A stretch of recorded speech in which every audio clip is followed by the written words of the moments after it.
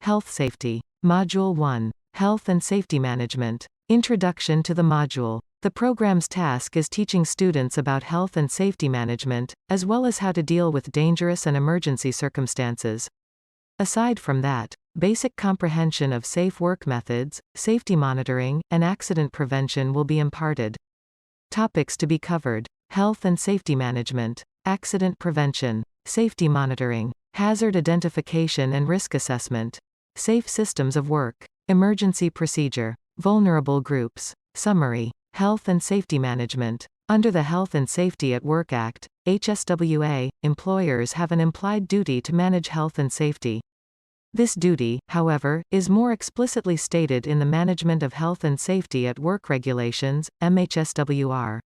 The approved Code of Practice, ACOP, from Management of Health and Safety at Work Regulations, MHSWR, identifies 5 characteristics of effective management practice, namely: planning, using a systematic approach to complete a risk assessment, choosing appropriate risk control strategies to minimize hazards, establishing priorities and developing performance requirements for the completion of risk assessments and the implementation of preventive and protective actions, which minimizes the risk of harm to persons at each stage.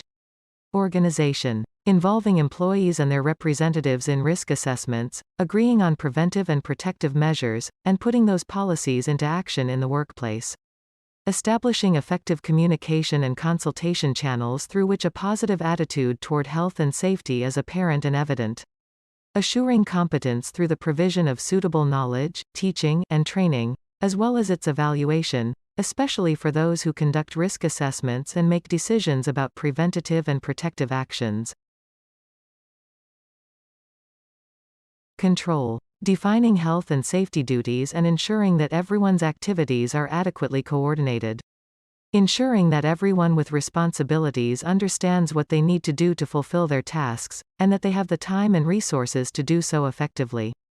Establishing performance requirements for those with duties and ensuring that they are met. It is critical to both praise good performance and take action to improve poor performance.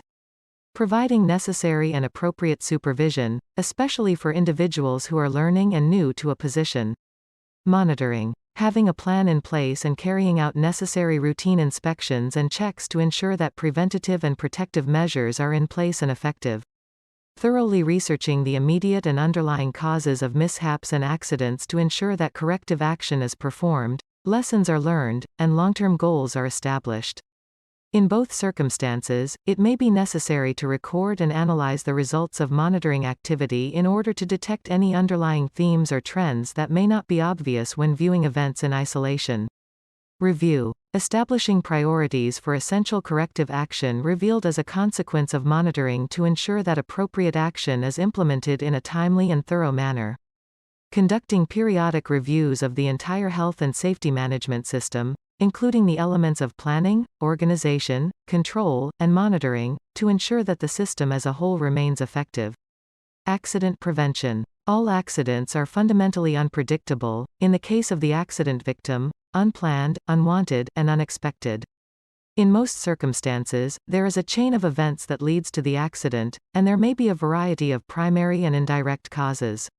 Accident definitions. The term accident can be defined as an unforeseen and uncontrollable incident that has caused or may have caused personal injury, plant damage, or other loss. Royal Society for the Prevention of Accidents. An unwelcome incident that causes physical harm to a person or property damage. It is usually caused by coming into touch with a source of energy, kinetic, electrical, chemical, thermal, ionizing radiation, non-ionizing radiation, etc., that is above the body's or structure's threshold limit. Frank Bird, Executive Director, American Institute of Loss Control. An unanticipated, unplanned event that occurs as a result of a confluence of circumstances.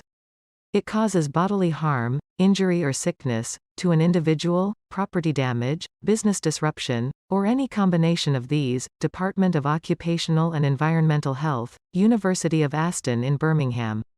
Both proactive monitoring and reactive monitoring are mentioned in the ACOP to the MHSWR as vital parts of the management system for preventing accidents.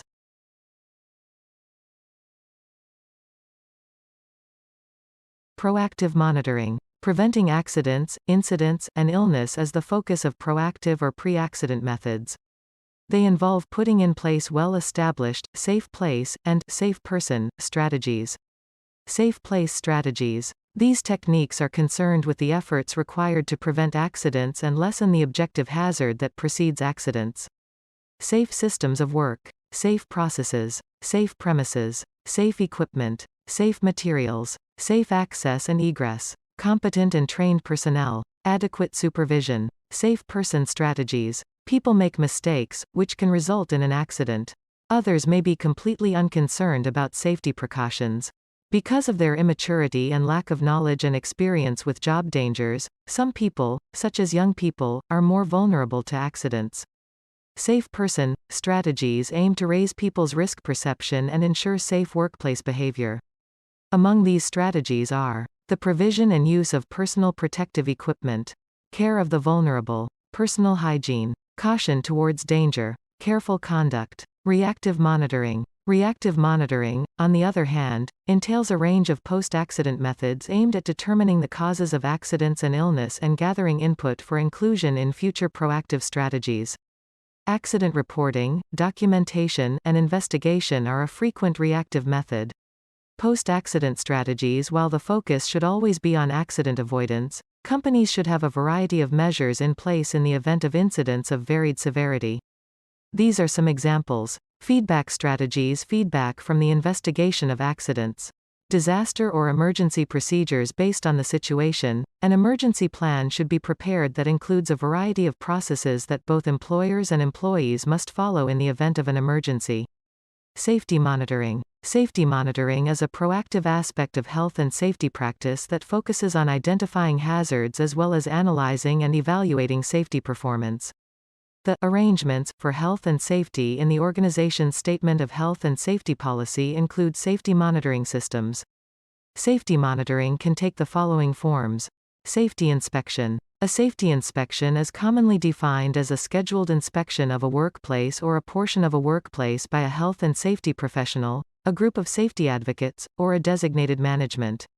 A safety inspection has several goals, including identifying hazards, examining compliance with safe systems of work, the use of personal protective equipment, the safe use of substances, and so on.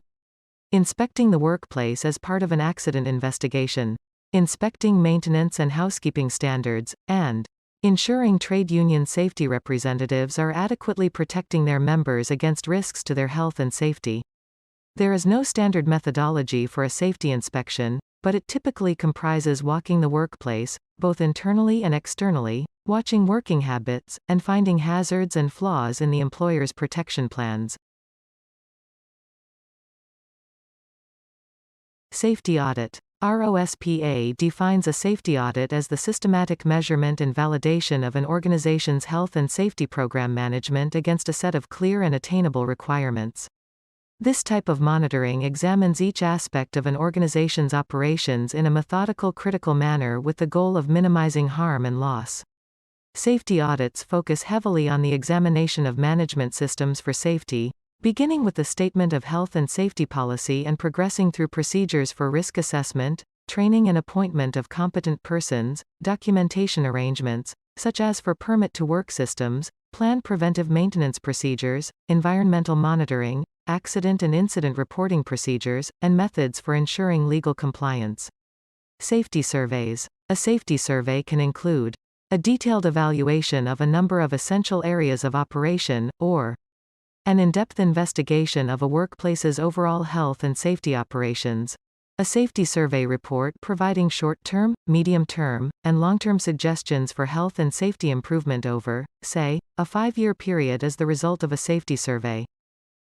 Safety tours. Safety tours are an unscheduled examination of a workplace by a group of people, such as a safety committee, with the goal of ensuring, for example, that previous committee recommendations for safe working are in place, hearing employee views on health and safety, ensuring that current arrangements for fire protection, machinery safety, and so on are being maintained, and examining housekeeping levels. The aim of a safety tour should be established, and recommendations made by tour members should be adopted as soon as possible to be effective.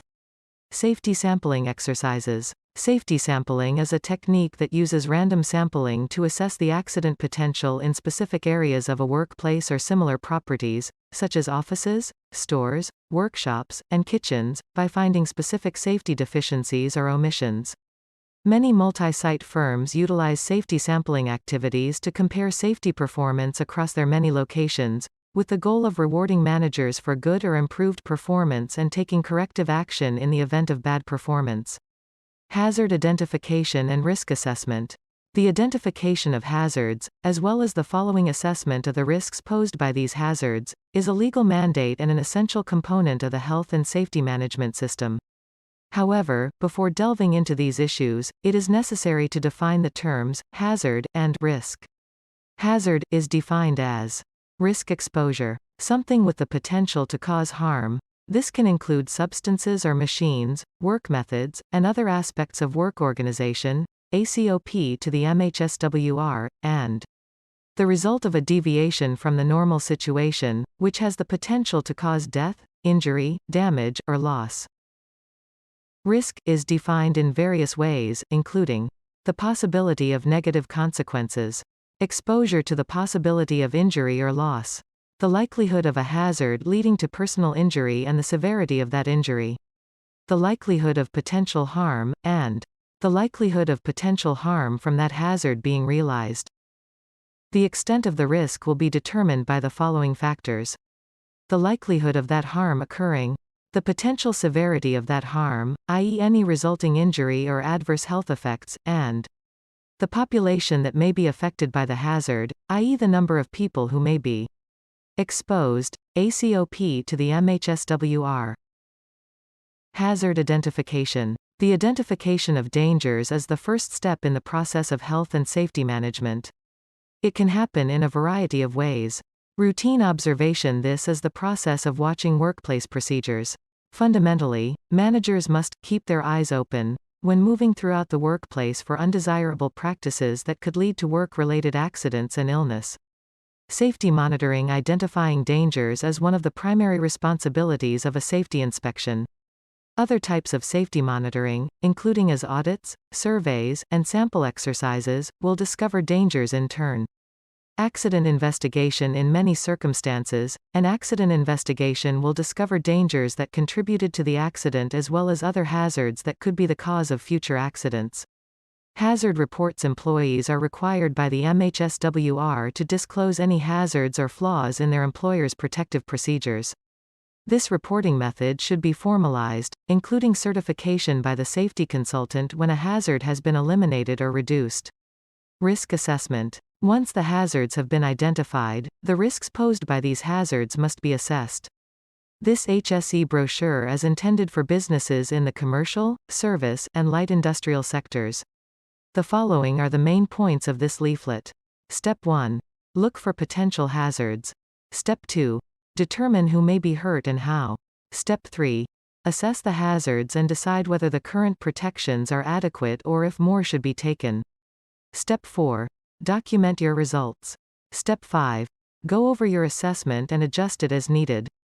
Safe systems of work. A safe work system is defined as the integration of personnel, machinery, and materials in a proper environment to offer the safest possible working conditions in a work area.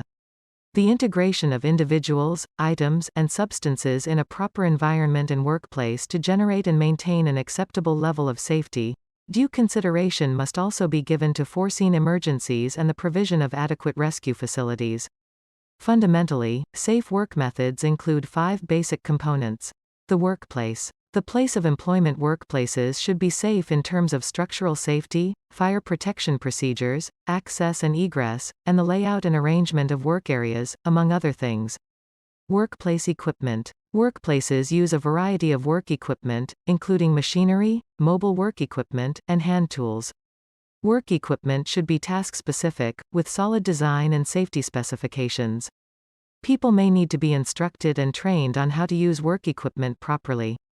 Employees at work. The necessity for safe behavior, the potential for human mistake, sound knowledge and abilities, employee willingness to conform, job experience, and employee training needs must all be considered while designing safe work systems.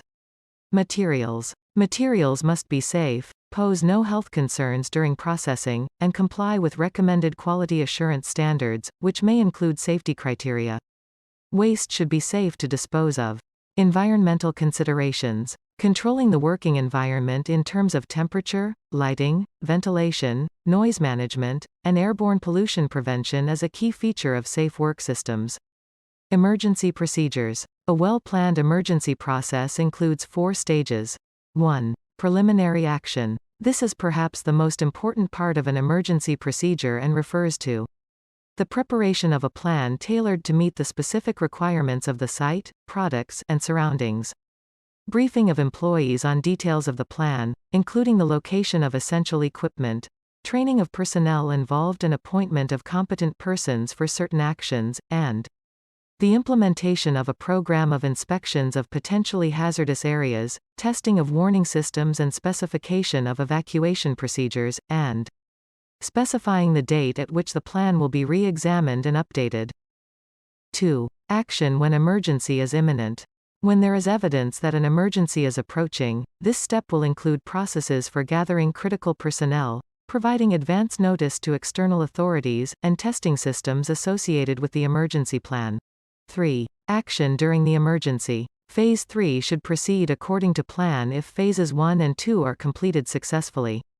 However, unforeseen differences in a planned emergency may occur.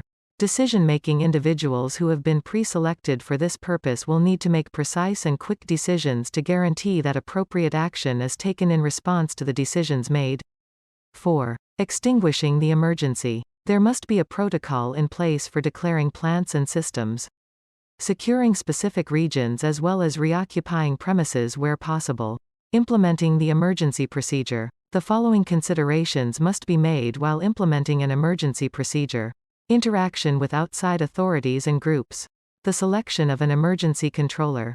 The establishment of an emergency control center. Authority to start the emergency procedure. Notification to the appropriate authorities. Appointing qualified individuals. The prompt implementation of action on the ground.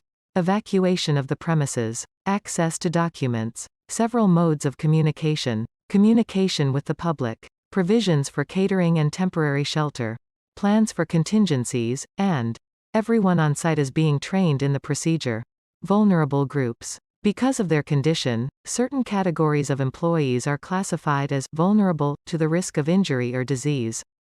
These populations include new and pregnant mothers, young people, and workers who are elderly or disabled. Special measures may need to be implemented for such individuals in addition to those that protect the workforce as a whole. Expectant or new mothers. Risks particular to new or pregnant mothers, such as those related with exposure to dangerous substances or when doing manual handling duties, must be considered in a risk assessment. Young people. The MHSWR has special measures for the protection of young people based on their lack of experience, lack of awareness of current or future risks, or the fact that they have not yet completely grown. Young people's needs and limits, like those of new and pregnant moms, must be included in any risk assessment. Similarly, while assigning jobs, an employer must consider their talents in terms of health and safety. Fundamentally, young people require more supervision than older employees, and businesses must keep this in mind when designing work systems and practices. Summary. At the end of the module we have learnt the Approved Code of Practice, ACOP, from Management of Health and Safety at Work Regulations, MHSWR, identifies 5 characteristics of effective management practice, namely, planning, organization, control, monitoring, and review. Proactive monitoring and reactive monitoring are mentioned for preventing accidents. Preventing accidents, incidents, and illness is the focus of proactive or pre-accident methods. Reactive monitoring entails a range of post-accident methods. Safety monitoring is a proactive aspect of health and safety practice that focuses on identifying hazards as well as analyzing and evaluating safety performance. Safety monitoring includes safety inspection, safety audit, safety surveys, safety tours, and safety sampling exercises. Dangers can be identified by routine observation, safety monitoring, hazard reports, and accident investigation. Safe work methods include 5 basic components: the workplace, workplace equipment, employees at work, materials, and environmental considerations. A well-planned emergency process includes 4 stages: preliminary action, action when emergency is imminent, action during the emergency, and extinguishing the emergency.